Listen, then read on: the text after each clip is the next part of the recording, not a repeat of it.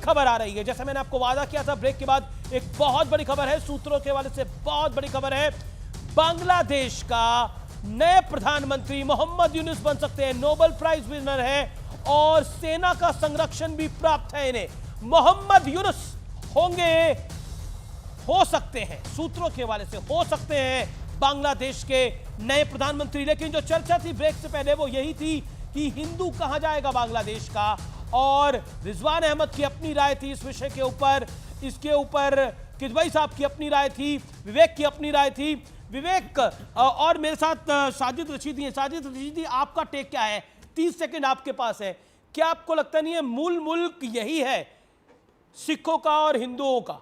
कहां जाएंगे अगर, और कहा जा रहा है 1 करोड़ से ज्यादा लोग हैं, 1 करोड़ के आसपास लोग हैं, आपकी राय क्या है?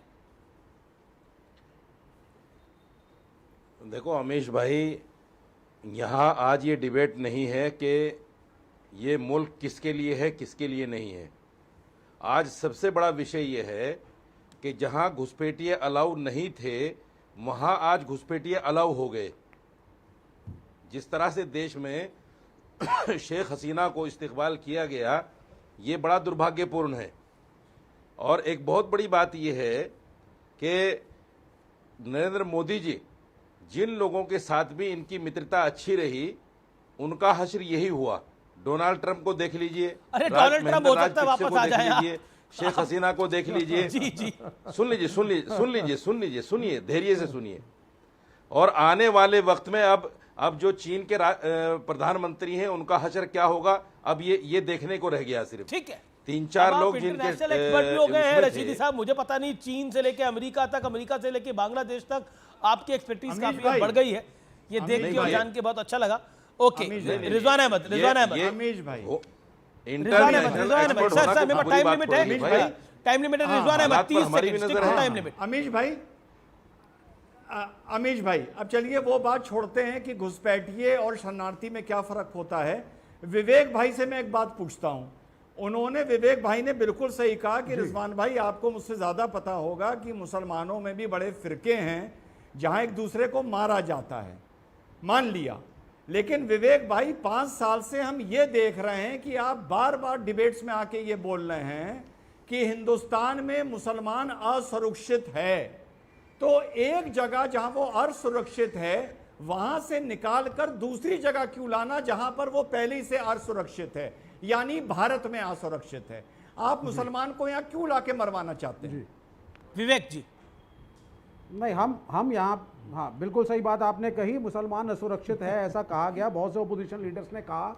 जिस तरीके के बिल आ रहे हैं, वक्फ बोर्ड का बिल आने जा रहा है, सोशल मीडिया का बिल आने जा रहा है, तो फिर CANRC आप देख चुके हैं, बिल्कुल है। लेकिन हम अपने सुनिए ना सर, हम अपने कॉन्स्टिट्यूशन को तो बचाएंगे ना। हम अपने कॉन्स्टिट्यूशन को बचाएंगे। हमारे लिए हिंदू मुसलमान एक बराबर है। 1 करोड़ हिंदू को अगर आने के लिए कह रहे हैं, यहाँ मुसलमान को लाके बुलवा के क्यों मरवा रहे हैं? हम रक्षा के लिए बैठे हैं ना, इस देश का अपोजिशन बैठा है ना सर। भाजपा हम नहीं मरने देंगे, जिसकी मर्जी जो मर्जी मंशा हो।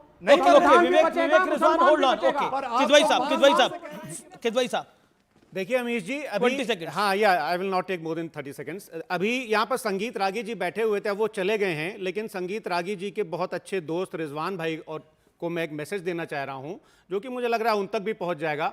गोस्वामी तुलसीदास जी ने ये लिखा है कि परहित सरिस धर्म नहीं भाई, पर पीड़ा सम नहीं अदमाई। रिजवान भाई, इसका मतलब यह होता है कि दूसरों की भलाई के समान कोई धर्म नहीं है और दूसरों को दुख पहुंचाने के समान कोई अधर्म नहीं है। इसी डिबेट में बैठ करके संगीत रागी जो है वो हिंदू मुसलमान करके चले गए। समय यहाँ समाप्त हो रहा है, लेकिन खबर यह समाप्त नहीं हो रही।